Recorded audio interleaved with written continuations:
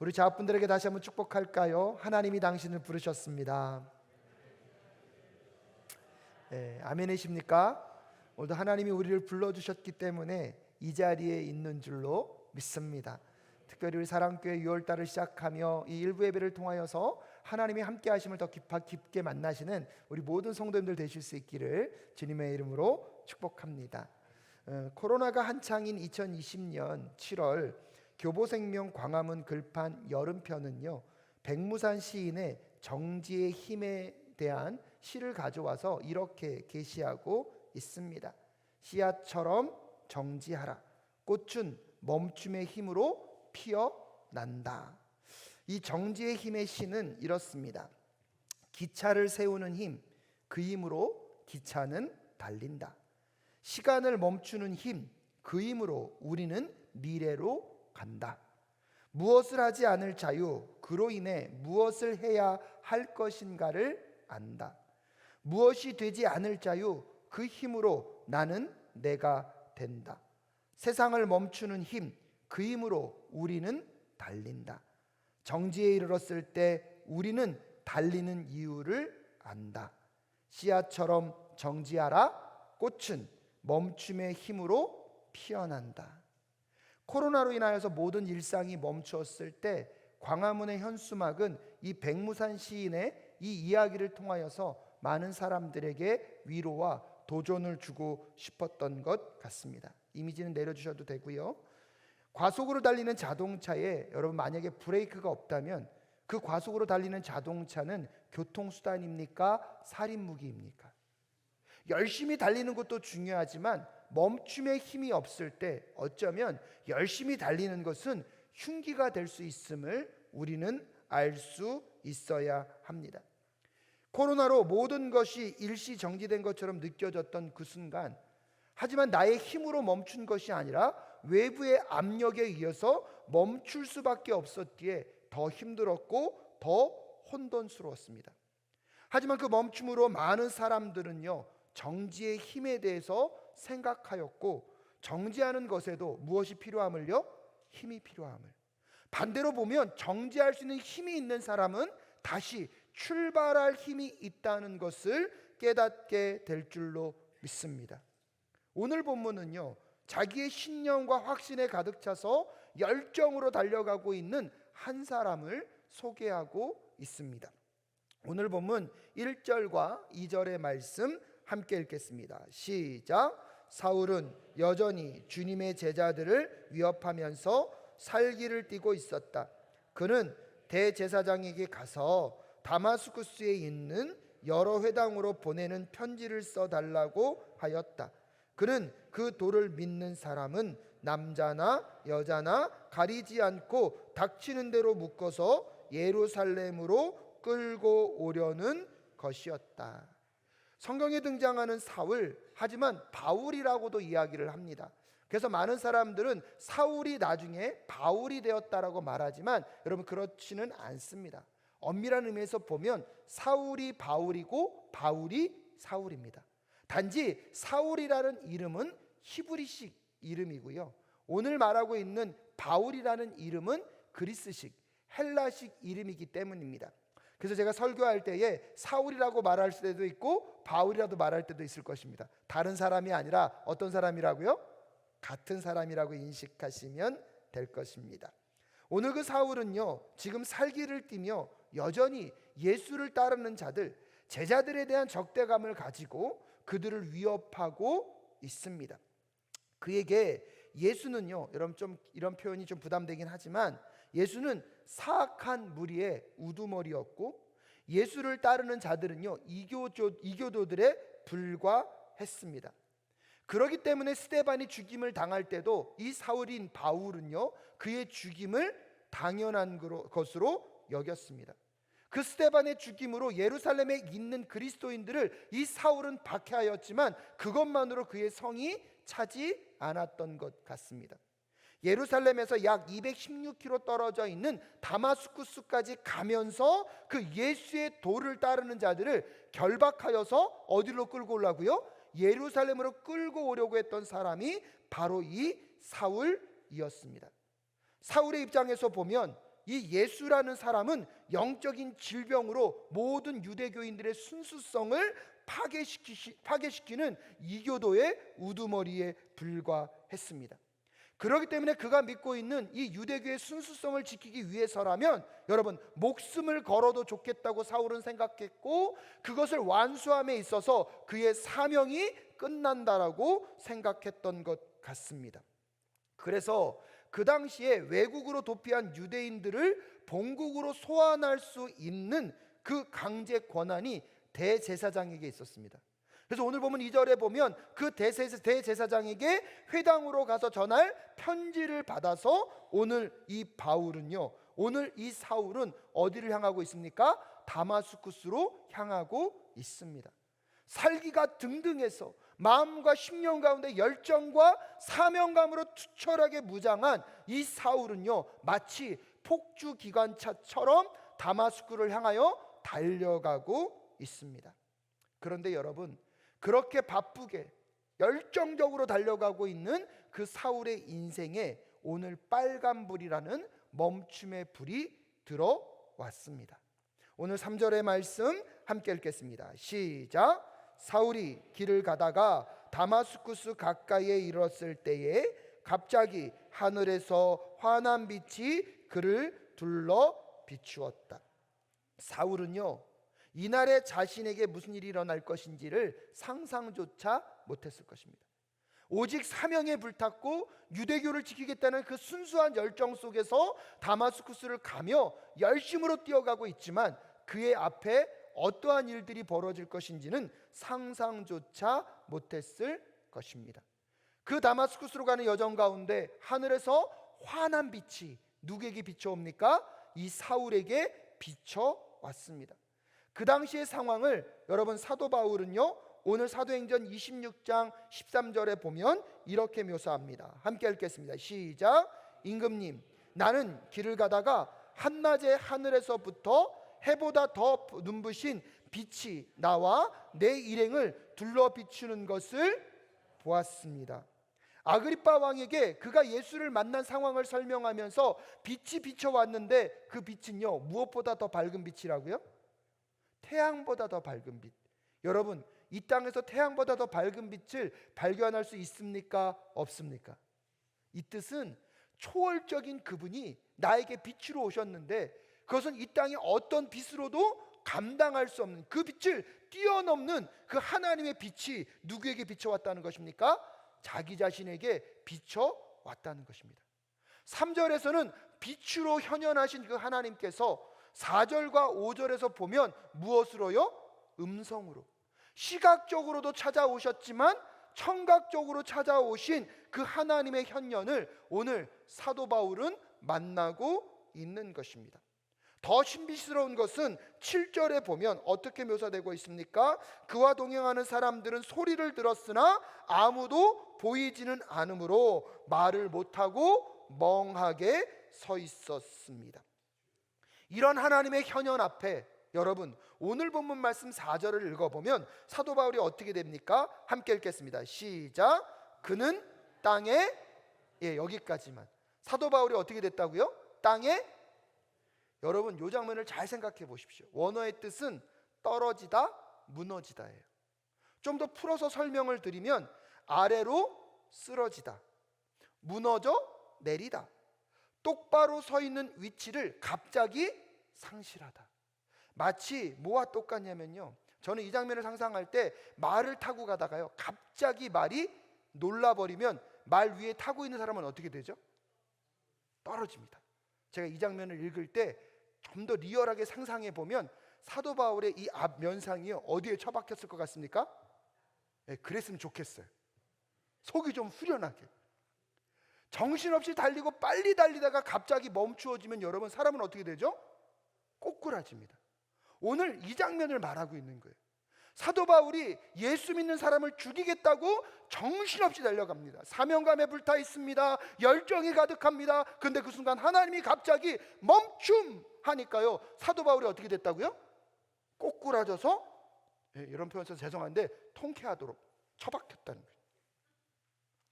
예수 믿는 자들을 죽이는 것을 사명으로 여기며 마치 당당하게 주저없이 달려가고 있는 바울의 인생이 꼬꾸라짐을 당하며 멈추어지게 되었습니다. 8절에 보면 한 단계 더 나아가서요, 여러분, 그가 무엇까지 잃어버립니까? 시야까지 잃어버립니다. 한순간에 맹인이 되었습니다. 그렇게 열정적이고 능력 있던 바울이요, 무기력한 사람이 되었고요, 아무것도 할 수 없는 처지에 놓여지게 되었습니다. 인생에 갑자기 찾아온 무엇입니까? 멈춤입니다. 근데 여러분, 우리들의 삶에도 이런 순간들이 있지 않으셨습니까? 제가 처음 미국에 갔을 때 여러분에게 여러 번 말씀드렸지만 가장 힘든 것은 언어의 문제였습니다. 신학교에 처음 갔는데요, 들리지도 않고 뭐 할 수도 없어요? 말할 수도 없어요. 누가 나한테 질문할까 봐 오히려 얼마나 조용한 학생으로 있었는지 모릅니다. 여러분, 이렇게 말하기 좋아하고 표현하기 좋아하는 제가요, 말도 못하고 가만히 있었을 때 그 답답함을 여러분 상상이 되십니까? 졸업할 때 이 답답함을요 싹 쏟아 놓았더니 교수님들이, 나는 네가 이렇게 열정적인 학생인 줄 몰랐다, 나는 네가 조용한 학생인 줄 알았다는 거예요.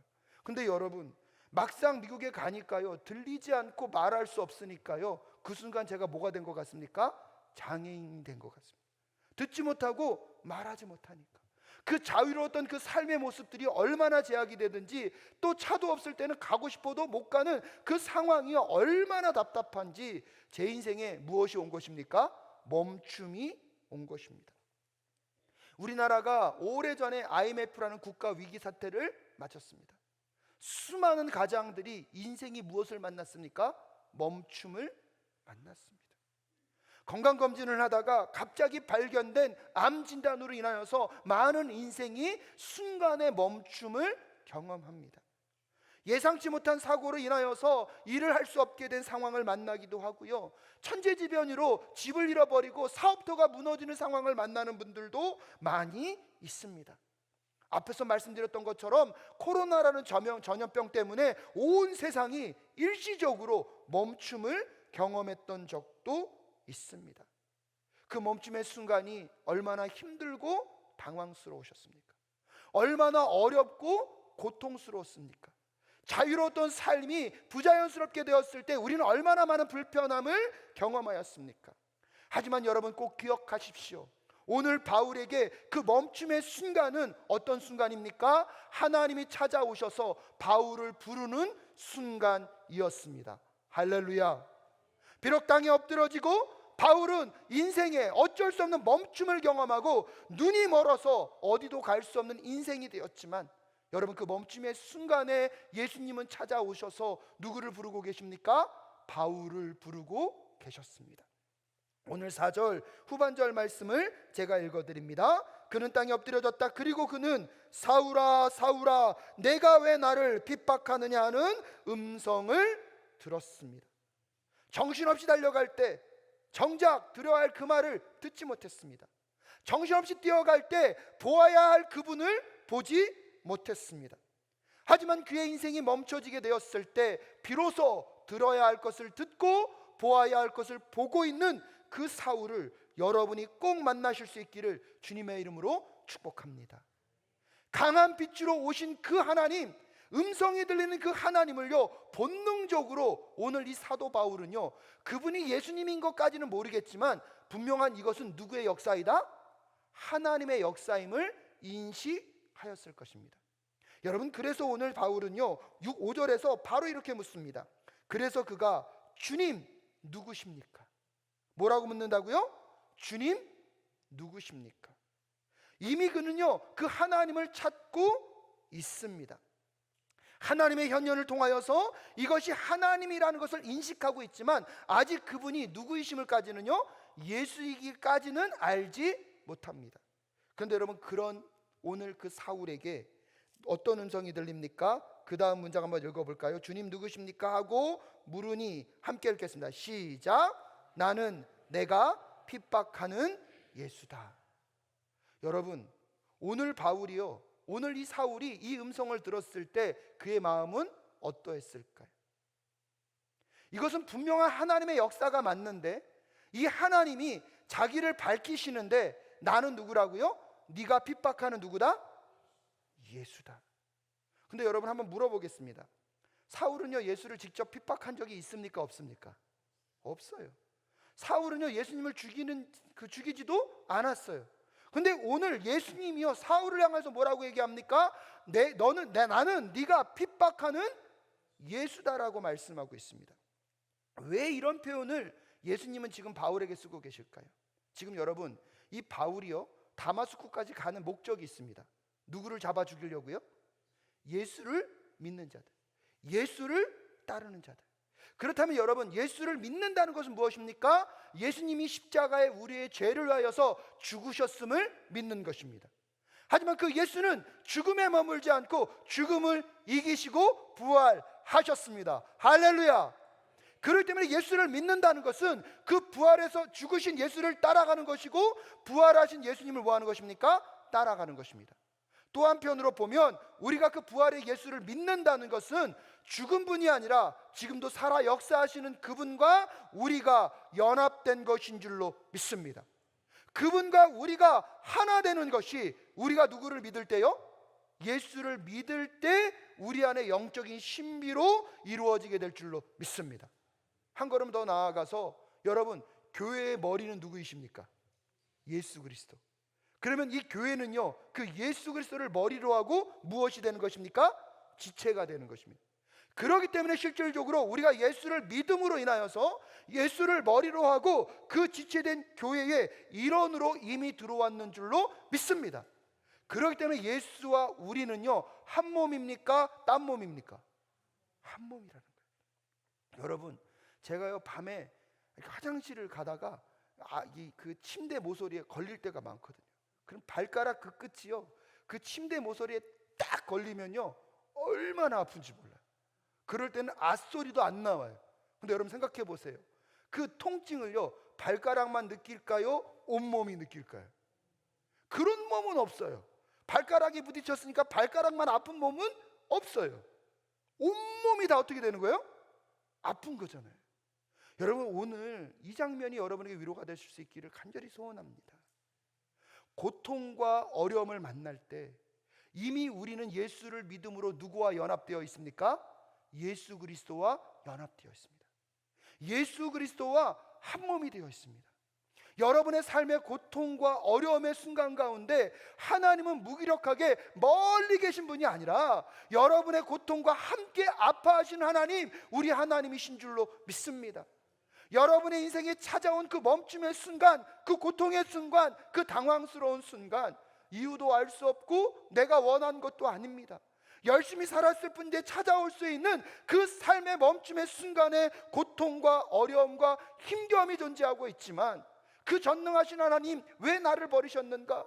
나를 사랑하신다면서 왜 이런 상황을 나에게 주시는가? 원망의 소리가 터져 나오기 전에 여러분보다 먼저 울고 계시고 여러분보다 더 고통스러워하시고 여러분보다 아파하시는 그 하나님을 꼭 만나실 수 있기를 주님의 이름으로 축복합니다. 초대교회 성도들의 고통 가운데 멀리 계시지 않았고 함께 계셨기에 그들의 아픔과 힘겨움을 누구보다 처절하게 느끼셨기에 여러분 오늘 예수는 바울을 향하여서 나는 네가 핍박하는 예수다 말하고 있는 그 예수를 여러분 꼭 만나실 수 있기를 주님의 이름으로 축복합니다.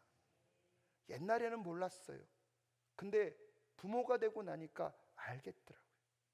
자녀들이 아플 때에 여러분 그 아픈 아이도 힘들겠지만 그 아픈 아이를 지켜보는 부모의 심정은 어떻습니까? 표현할 수 없습니다. 더 갈기갈기 찢어집니다. 오늘 예수가 네가 나를 핍박하는 예수다라고 말씀하시는 그 장면에서 초대교회 성도들이 고난과 어려움을 지나갈 때에 그들만큼 아니요 그들 이상 함께 고통을 겪으셨던 그 예수가 오늘 우리의 위로가 될 수 있기를 주님의 이름으로 축복합니다. 사랑하는 여러분, 오늘 근데 그 예수님이 오늘 누구에게 찾아오고 계십니까? 사울에게. 자기를 핍박하고 자기를 공격하고 그것도 그냥 아니라 열심히 예수님을 핍박했던 그 바울에게 예수님이 다가오실 때도요 그 사랑의 마음은 변하지 않는 것 같습니다. 엄밀한 의미에서 보면 저의 성질이었으면 그냥 그렇게 빛을 비추고 잔잔한 음성으로 말할 필요 있습니까? 없습니까? 가장 강력하고 큰 번개를 만들어서 그냥 한 방에 끝, 이래도 될 상황이에요. 근데 오늘 예수님은요, 이 바울에게 다가오실 때에 먼저 환한 빛을 그에게 비춰주십니다. 그러면서 사울아 사울아 어찌하여 네가 나를 핍박하느냐, 그에게 질문하시면서 스스로 뭐하게 하십니까? 생각하게 하십니다. 그의 인생길에 무엇이 잘못됐는지, 지금 내가 하고 있는 이 일은 어떠한 어려움이 있는 건지, 무엇이 잘못됐는지 스스로 생각하도록 질문하며 다가오시는 그 하나님. 여러분, 바울에게 예수는요, 앞에도 말씀드렸다시피 거짓을 선동하는 메시아에 불과했습니다. 그래서 그 예수가 십자가에 못 박아 죽었다는 그것은 너무나 당연스러운 일이었고 저주받은 한 사람에 불과했습니다. 그렇기 때문에 그 예수가 부활했다는 메시지를 증거하고 있는 그리스도인들은요, 바울의 입장에서 보면 죽어서 마땅한 사람들이었습니다. 이 바울의 입장에서 여러분, 그들은 하나님의 선택된 백성이었고요, 그 율법을 갖고 이 유대교의 순수성을 지켜가는 것이 하나님의 영광과 하나님의 뜻을 드러낸다고 생각했습니다. 그렇기 때문에 그 예수를 믿는 사람들을 죽이는 것에 양심의 가책은 하나도 없었고요. 왜요? 그 일이 누구를 위한 일이었기 때문입니까? 하나님을 위한 일이었기 때문에, 하나님의 영광을 위한 일이었기 때문에. 근데 여러분, 오늘 그 예수를 만남으로 바울은 비로소 깨닫게 됩니다. 자기의 그 열심과 그 열정은 하나님의 영광을 위한 것이 아니라 오히려 하나님을 모독하였던 것이고, 하나님을 공격하였던 것이고, 여러분, 하나님을 짓밟았다는 것을 처절하게 바울은 깨달았을 것입니다. 여러분, 얼마나 자신이 심각한 잘못을 저질렀는지를 이 바울은 깨닫게 됩니다. 하지만 더 놀라운 건 무엇입니까? 그런 자신이요, 죽임을 당하지 않았다는 거예요.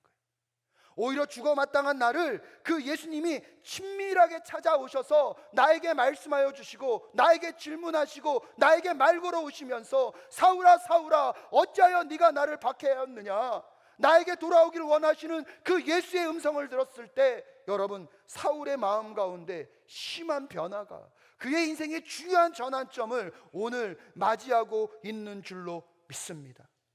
그래서 여러분, 9절 말씀에 보면 그는 사흘 동안 앞을 보지 못하는 상태에서 먹지도 않고 무엇하지도 않습니까? 마시지도 않고 있습니다. 이 상황이 그에게 얼마나 당황스럽고 힘들었을까요? 하지만 또 한편으로 보면 그 멈춤의 순간에서 그는 처절하게 그의 지난 삶을 돌아보았을 것입니다. 지금 나의 삶의 방향은 어디가 옳은 것인지 잘못된 것인지, 나의 가치관은 무엇이 문제인지를 철저하게 점검하였을 것입니다. 사랑하는 여러분, 삶에 찾아오는 멈춤의 순간은 때로는 이렇게 캄캄하게 앞이 보이지 않는 순간일 수 있습니다.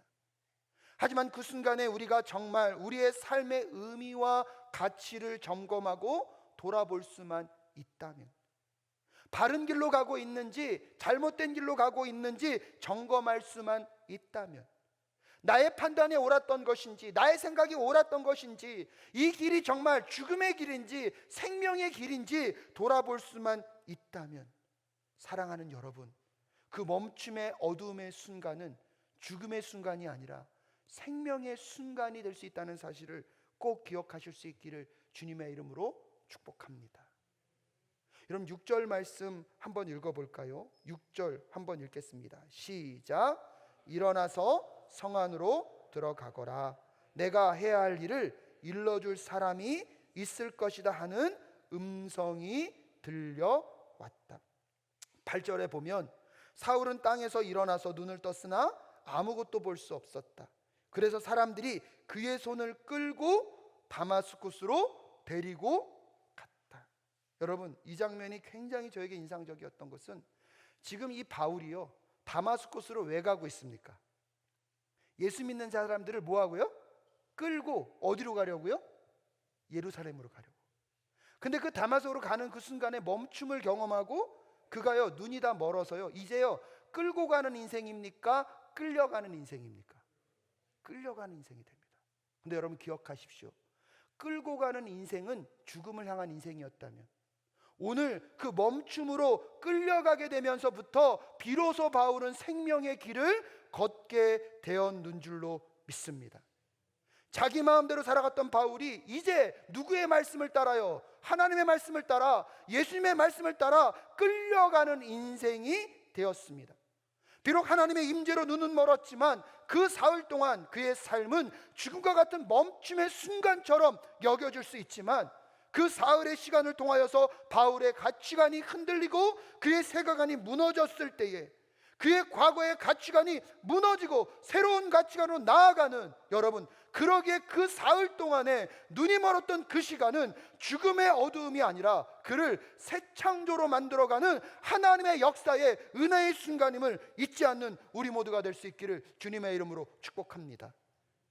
마치 예수 그리스도가 죽은 이후에 무덤에서 사흘을 머무르시며 무엇을 기다렸던 것처럼요? 부활을 기다렸던 것처럼, 정말 앞이 캄캄하게 우리의 인생을 멈추는 그 상황이 얼마나 힘들고 어려운지 우리 모두는 알고 있습니다. 하지만 여러분, 저도 돌아서면 미국에서의 그 삶이 힘들고 어려웠고 내 마음대로 되는 것보다 되지 않는 것들이 더 많았습니다. 신분의 문제는요, 내가 노력한다고 해결되는 것도 아니었습니다. 그럼에도 불구하고 여러분, 그 어려움의 순간, 그 멈춤의 순간이 많았던 그 미국에서 그 누구보다 하나님을 가장 간절히 붙잡았고, 하나님과 나와의 마음의 거리는요, 그 어느 때보다 가까웠다는 사실을 여러분 꼭 기억하실 수 있었으면 좋겠습니다. 그렇게 열심히 사역을 하다가, 청년에게 목숨을 걸고 사역하다가 제3 가운데 대장암이 찾아왔을 때에, 여러분, 열심히 준비하고 있는 수련회도 진행할 수 없었던 그 상황 속에서, 하지만 놀라운 것은 그 상황 속의 멈춤을 통하여서 지난 저의 모든 사역을 돌아보게 하셨고, 내가 정말로 열심으로 해야 할 사역의 본질을 깨닫게 하셨던 하나님, 우리 하나님이셨습니다. 사랑하는 여러분, 여러분이 경험하고 있는 아픔과 고통은 지금 사울이 경험하고 있는 멈춤의 순간일 수도 있습니다.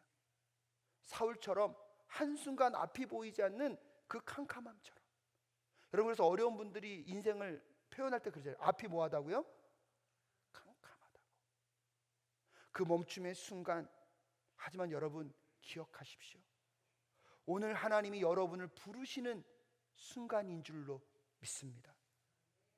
거기서 그분의 음성을 듣고, 거기서 다시 우리의 삶이 누구께만 돌아설 수만 있다면요, 하나님께로만 돌아설 수만 있다면, 여러분, 하나님께로만 돌아설 수만 있다면 그 상황을 통하여서 여러분의 삶을 새롭게 창조하실 그 하나님을 꼭 만나게 될 줄로 믿습니다. 예기치 않은 멈춤 때문에 오늘도 고통과 눈물을 흘리고 계신 분이 계시다면, 그 멈춤의 자리가 다시 나를 부르시는 하나님을 만나는, 그래서 내 인생에 잘못된 내 인생의 모든 것들을 정리하고 누구께 돌아서는요? 하나님께 돌아서는 은혜의 순간들이 되실 수 있기를 주님의 이름으로 축복합니다. 왜냐하면 여러분, 하나님의 부르심에는요, 실수가 없기 때문입니다. 하나님의 부르심에는요, 무엇이 없다고요? 실수가 없기 때문입니다. 멈춤을 두려워하지 마시고 그 멈춤에서 다시 누구께로요? 하나님께로 돌아서는 오늘 이 시간 되실 수 있기를 주님의 이름으로